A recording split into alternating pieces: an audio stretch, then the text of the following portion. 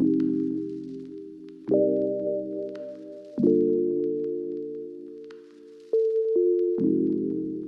fait, ce que j'ai compris, c'est que pendant toute la semaine, on va faire du design pour un projet web précis. En l'occurrence, c'est le projet web sur lequel on va travailler cette année. C'est une approche rapide, condensée, très structurée de la construction d'un projet. Ça se découpe en ateliers. C'est assez ludique comme approche, et à tel point que parfois on a l'impression que certains ateliers ne sont pas utiles, ou on ne comprend vraiment pas pourquoi est-ce qu'on fait autant de dessins, pourquoi on doit tout écrire sur des post-it.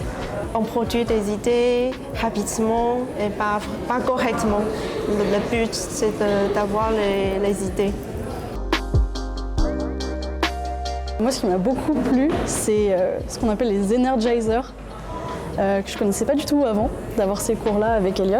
À chaque fois qu'on se regroupe, que ce soit après une pause ou le matin en arrivant, on fasse un exercice tous ensemble qui nous stimule vraiment, qui n'a pas grand-chose à voir avec notre projet, voire rien du tout, comme apprendre à se connaître ou se mettre tous debout et faire un jeu, interagir. Et en fait, ça nous réveille vraiment pour mettre en valeur toutes les idées de tout le monde.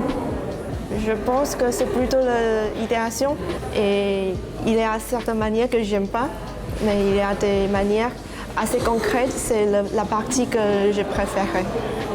Malgré le fait que je ne sois pas un grand dessinateur, j'ai beaucoup apprécié le design de parcours utilisateur, où en fait ça va permettre de pouvoir commencer un peu à voir notre projet grandir, de pouvoir lui donner des mots, des étapes. Ça a été une approche où je me suis dit que les choses commençaient à avancer, qu'on est rentré dans le concret. Et effectivement, les dessins ne sont pas très beaux, mais les idées sont là, et c'est, je pense, le plus intéressant sur ce genre de process.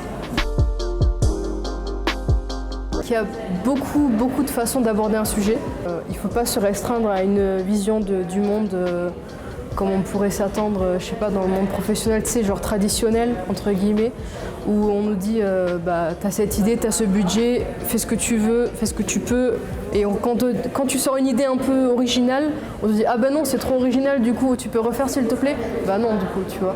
Alors si ce n'est de ne pas parler fort pour ne pas gérer les autres, c'est aussi notamment, on va dire que le travail de groupe, ce n'est pas forcément qu'un travail collectif. On a beaucoup de phases qui étaient du travail individuel, où il fallait que nos idées personnelles puissent après aider à l'intelligence collective.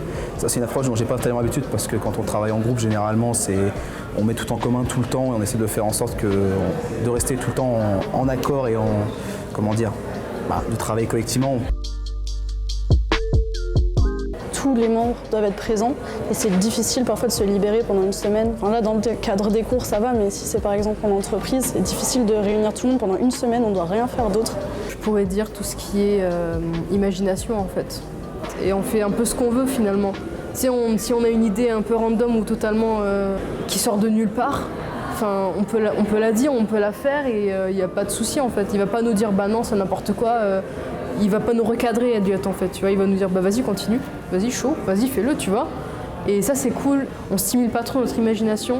Et genre, je pense que c'est un bon moyen de la stimuler, et c'est un truc qui manque. Il faudrait en avoir plus, en fait, finalement.